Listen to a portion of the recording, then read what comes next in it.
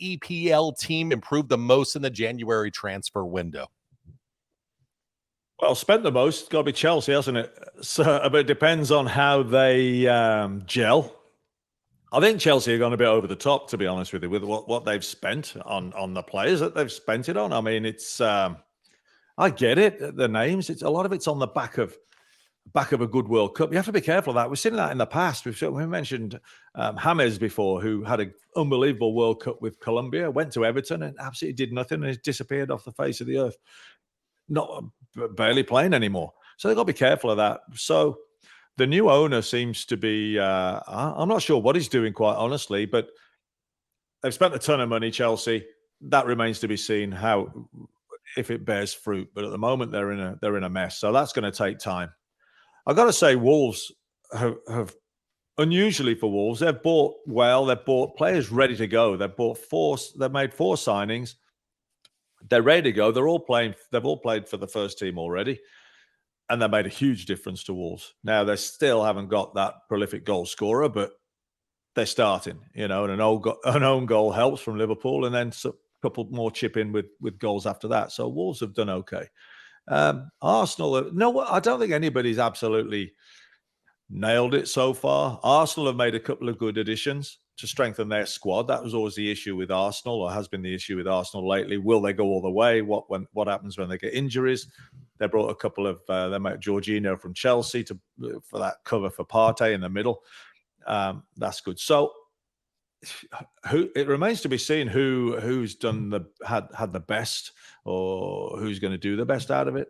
If Chelsea perform, if their players perform, fantastic. But will it be another Timo Werner and come to nothing? Who knows?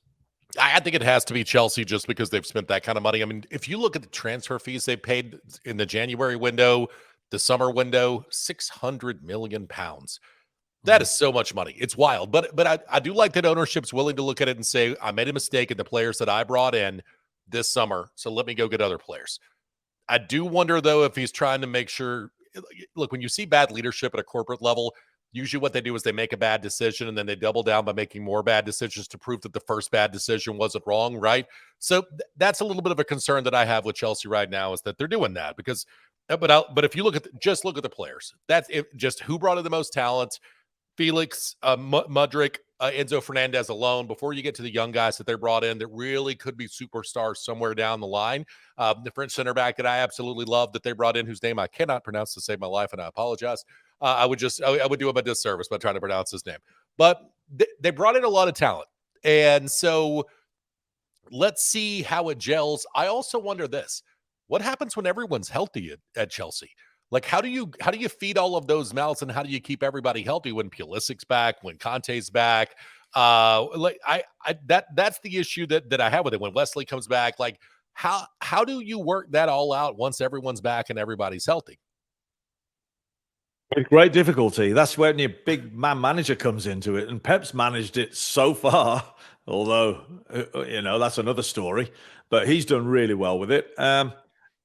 It's difficult because everybody wants to play, and you're right. There's Reece James, and there's Ben Chilwell to come back. Pulisic, there's Conte, like you say.